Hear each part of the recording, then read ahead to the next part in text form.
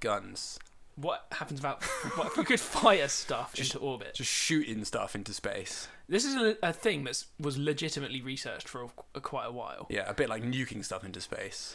Yeah, although can't do that. Let's just shoot it instead. Well, which is basically what the space fountain is. But yeah, carry on. Yeah, no, it's not actually, it's not. Well, it is very dissimilar, but it's like a much more basic approach where you basically get like a large artillery piece. The most basic approach is like a very large standard artillery piece that blasts a projectile that contains like a satellite into orbit from the ground. You need a big gun. You need a massive gun. It's like a super gun. A super gun. Yeah, that's the hyper gun. That's a legit word. And so they actually tried to do this back in the day with a project called Project HAARP. Right. Not double A, HAARP. Or is it HAARP? Okay. So it's not that whatever that weather thing is that some people go nuts about. Love that stuff. Yeah, I know, it's good. No, it was basically a project to try and make a space gun by this guy called Gerard Bull, and he was kind of like he's a pretty interesting character. It was like a very successful kind of artillery engineer, but he was obsessed with like building a space gun. And you can actually, and they actually came up with like a design for it. And was it called a space gun? I can't remember the actual name of the actual gun. No, it's definitely now called a space gun. Yeah, I think that was the point of it. Yeah. And so they're trying to get as high an altitude as they possibly could, and they've still got the record for the highest altitude shot, which is like 100 kilometers, something like that. I can't remember. Decent. That's Kármán line territory. That's Blue Origin territory. 100 kilometers. Yeah, I think it actually might be more than that, nearly 200. But smashed it. But they basically had to abandon the project because it got lost funding and stuff. It was back in the 60s or 70s. And the gun is still in Barbados. It's still there, rusting. You can go and see it. How big is it? Big. But not as big as some of the ones that he then later tried to build. Right. So this guy went to Iraq and to get funding from Saddam Hussein to build like a space gun. And he built like howitzers and stuff for Saddam Hussein that were better than the howitzers that the Allies had. So he was becoming like a sketchy guy because he wanted to build this space gun, but he was going to like crazy people to do it. So whoever would give him the money, basically. And another project he started developing was called Project Babylon, which was, and Babylon's old Iraq. Yeah. That's I think in Syria as well. I can't remember exactly. And he basically ended up planning to build this gun that would have been eventually big enough potentially to shoot shells from Iraq into like Israel. And so the Mossad assassinated him in Belgium.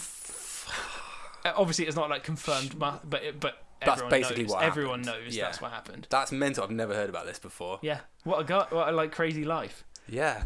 So we could have had a space gun if it wasn't for the assassination. Well, Saddam Hussein might have had a space gun. Well, yeah, exactly. I mean, I think the maths works out that you could potentially do it, but obviously there's problems. But he really believed in the idea. Yeah. It would just have to be a colossal piece of kit. Yeah. There's still, and the Project Babylon, the gun like pieces from that are still like lying around. You can go and visit. I think they're in a museum somewhere, possibly in Iraq. I don't remember. But yeah, so there's a cool anecdote attached to that. But more modern that we're probably not going to use like a sort of standard artillery piece now. Yeah, like a massive tank. Just driving around blasting satellites. But potentially you could use like an electromagnetic like railgun or coil gun. Yeah. Which is almost like use that as like a long run, like a runway kind of thing, where you just like speed it up and up and up, like a maglev. Yeah. Just fly it off. I remember there was talk 10 years ago, 15 years ago in the news. I remember reading about the ideas to have like sort of like the same idea as like a particle accelerator, like a giant circular. Oh, is that a launch loop? Possibly. Anyway, but it was like an electromagnetic, kind of like a railgun idea. We have like a maglev vehicle that gets accelerated around. The launch loop's that thing I was talking about. That's like kinetic structure.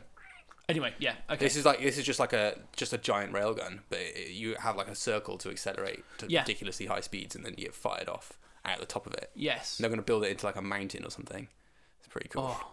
That's awesome. Yeah, so the top of it would stick out the top of this mountain. Yeah. So you could you just use like electromagnetic energy, like you would in a maglev train to shoot something up. Yeah. But you could also do like hybrid systems.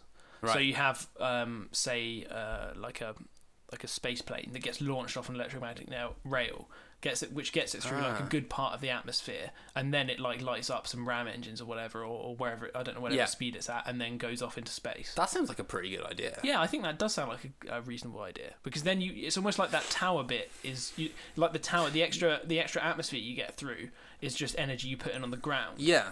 And with all the benefits that being on the ground gives you, like infrastructure and access, and obviously stuff. There's the problem though of acceleration speed. It's a huge amount of power. Yes, a huge amount of power. If you want to put a human crew in it, you need like a super long rail runway to get it up to like a mad speed in the very low atmosphere, which is going to get it like super hot, and then you've got to launch it off. So maybe it's a bit of a mad idea. Is it a bit defunct then because of these problems? I think there's ideas and talk about it, but nothing. I think there's only for like major funded projects. I mean, there are for like railguns and things, sure. Yeah. Like for like ship-mounted weapons and stuff. Fucking cool.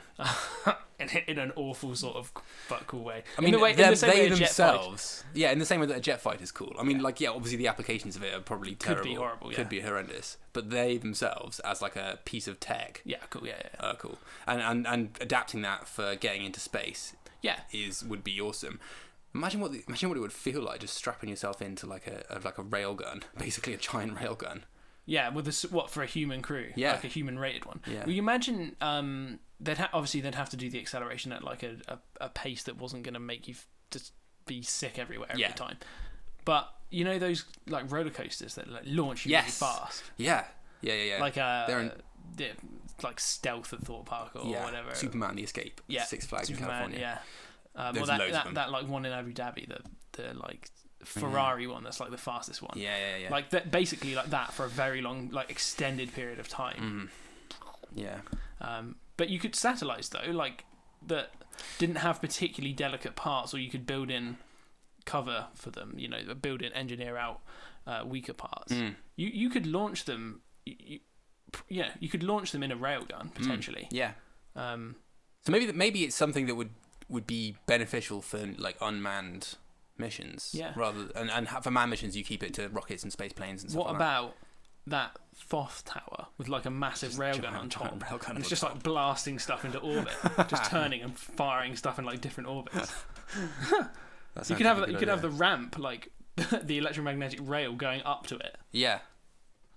Anyway, I don't know why you'd have that though, because then when you get to the top of it, then you're already moving really fast. What's the point in having the tower?